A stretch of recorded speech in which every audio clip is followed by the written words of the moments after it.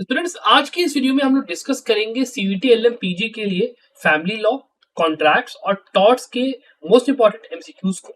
और इस वीडियो के अंदर मैं आपको जो एमसीक्यूज करवाऊंगा, टोटल 10 एमसीक्यूज मैं आप लोग करवाऊंगा। तो मैं आपसे ये होप करता हूँ कि आप लोग प्लीज कमेंट्स में जरूर ये बताइएगा कि सर आउट ऑफ 10 मेरे कितने मार्क्स आए, ताकि बाकी स्टूडेंट्स को भी यहाँ पे मोटिवेशन रहे इस पर्टिकुलर सीरीज को अटेम्प्ट करने के। साथ ही हमारे चैनल संभव लोग को सब्सक्राइब जरूर करिएगा, बिकॉज जैसे ही आपके जो भी इंपॉर्टेंट नोटिफिकेशंस आते हैं, जो भी आपके वीडियोस वगैरह होंगे, या कट ऑफ एनालिसिस हो गया, पेपर एनालिसिस हो गया 17 तारीख के बाद, वो सारा का सारा आपको अपडेट्स यहाँ पे लाइव सेशंस और वीडियोस के थ्रू मिलता रहेगा। तो आप लोगों को बहुत बेनिफिट करेगा।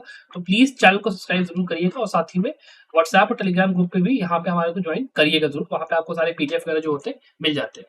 अब चलिए शुरू करते हैं। सबसे पहले क्वेश्चन नंबर 1 से। यहाँ पे आपको जो ऑर्डर होता है, यहाँ पे मैन्युफैक्चरेशंस का कॉन्ट्रैक्ट एक्ट के अंदर में आपको उसको ऑर्डर वाइज बताना है। Offer, acceptance, breach of contract और कॉन्ट्रैक्ट, आपको ये बताना है कि इनमें से जो इसकी सीरीज है वो कौन सी है। अगले क्वेश्चन पे आते हैं। अगला क्वेश्चन आपका ये है कि आपको ये बताना है कि लिस्ट 1 और लिस्ट 2 में हमें क्या कंपैरिजन है, कैसे वो मैच करेगा। Payment by trusted person, payment made under mistake of coercion, liability of non gratuitous acts और सप्लाई ऑफ नेसेसरीज। ये आपके सेक्शन है। इसमें से क्या मैं तो फॉलोइंग हुआ वो आप बता दीजिए। अगले क्वेश्चन पे आते हैं। यहाँ पे आपको अरेंज करना है in the way they appear in the Indian Contract Act. Agreement by wager, agreement by way of restraint of legal proceedings, agreement in restraint of trade, agreement in restraint of marriage. आपको इसको बताना है कि किस order में आपका appear होता है, पैराग के हिसाब से आपको बताना है। फिर अगले क्वेश्चन के ऊपर आते हैं। आपको ये बताना है कि जो हर प्रॉमिस होता है, एवरी प्रॉमिस, जो सेट ऑफ प्रॉमिसेस होती है, forming the consideration for each another is called what. Wide एब इनिशियो और कॉन्ट्रैक्ट, वाइड कॉन्ट्रैक्ट या फिर एक एग्रीमेंट। बहुत सिंपल क्वेश्चन, आराम से आप लोग आंसर कर लोगे। अगले क्वेश्चन पे आते हैं। यहाँ पे आपको ये बताना है कि ये जितने आपके एक्ट्स है, जब ये पास हुए थे फैमिली लॉ के पॉइंट ऑफ व्यू से, तो किस पर्टिकुलर ऑर्डर में पास हुए थे। Hindu minority guardianship act, Parsi marriage and divorce act, Hindu marriage act, special marriage act, क्या ऑर्डर है प्लीज बताइए। फिर अगले क्वेश्चन पे आते हैं।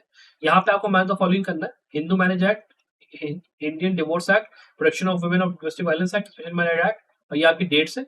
मैच करिए इनको, आपका आंसर इसमें सिंपल है, काफी इजी है, आराम से आप लोग। इसके अगले क्वेश्चन के ऊपर आते हैं हम लोग। यहाँ पे आपको क्लास 2 एयर्स जो है हिंदू सेक्शन एक्ट के अंदर में जो शेड्यूल आपका दिया हुआ है एयर क्लास उसका, आपको उसके हिसाब से उसको यहाँ पे अरेंज करना है। ठीक है।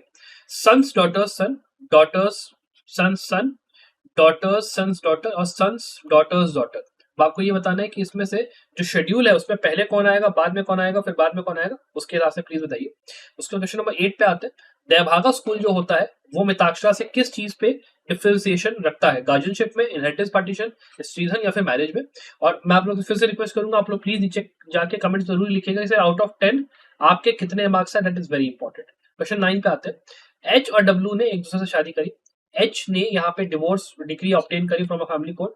अब क्या एच रिमैरी कर सकता है या फिर नहीं, इसके हिसाब से आपको बताना है। यहाँ पर जब यहाँ पे राइट टू यहाँ पे अपील नहीं है। When the time of appeal expires, कब ये शादी मतलब वो अपना रिमैरी कर सकता है। उसके अलावा अपील जो है वो फाइल कर दी गई पर वो डिफरेंस पे हो गई, या फिर जब डिवोर्स डिग्री थी वो उसको स्टे कर दिया गया। तो यहाँ पे आपको ये बताना है कि कब ये शादी नहीं कर पाएगा। ठीक है। उसके यहाँ पे क्वेश्चन नंबर 9 पे आते हैं। यहाँ पे आपको ये बताना है कि जो ये आपका क्वेश्चन नंबर 10 है, सॉरी, इसके अंदर में ये बताना है कि जो आपका ये जो बेसिकली डैश है, इसमें लिखा है dash are the words which appear innocent but have latent defamatory meaning. ये बताइए कि ये लाइबल होगा, स्लैंडर होगा, इन्वेंटो होगा, या फिर नन ऑफ द अबव होगा। ये आप बता दीजिए। बहुत सिंपल क्वेश्चन है, और इसका जो भी आपके वो होंगे आंसर, इसको मैं डिस्कस करना शुरू करता हूँ आप लोगों के लिए। तो देखिए, पहला क्वेश्चन का अगर हम लोग बात करते हैं तो इसमें करेक्ट आंसर आपका होगा ऑप्शन नंबर 2, जिसमें आपका ए बी डी सी होगा, क्योंकि इसमें पहले आपका ऑफर, एक्सेप्टेंस, कॉन्ट्रैक्ट और फिर उसका बीच ऑफ कॉन्ट्रैक्ट आता है। तो बहुत ही सिंपली आपको ये मिल जाएगा। ठीक है। फिर क्वेश्चन नंबर 2 पे आते हैं तो आपका ऑप्शन इसमें होगा 3, A1, B2, C4, D3। आपका सेक्शन नंबर 69 जो होता है वो पेमेंट बाय इंटरेस्टेड पर्सन का, 72 आपका payment by mistake of origin, 70 आपका नॉन ग्रेशियस एक्ट और 68 आपका हो गया सप्लाई ऑफ नेसेसरीज। उसके बाद आपके अगले क्वेश्चन पे आते हैं। तो आपका क्वेश्चन नंबर 3 में 26 में रिस्ट्रेंट ऑफ मैरिज, 27 के अंदर में रिस्ट्रेंट ऑफ ट्रेड, 28 में रिस्ट्रेंट ऑफ लीगल प्रोसीडिंग्स और 30 में वेजिंग एग्रीमेंट आपका हो गया।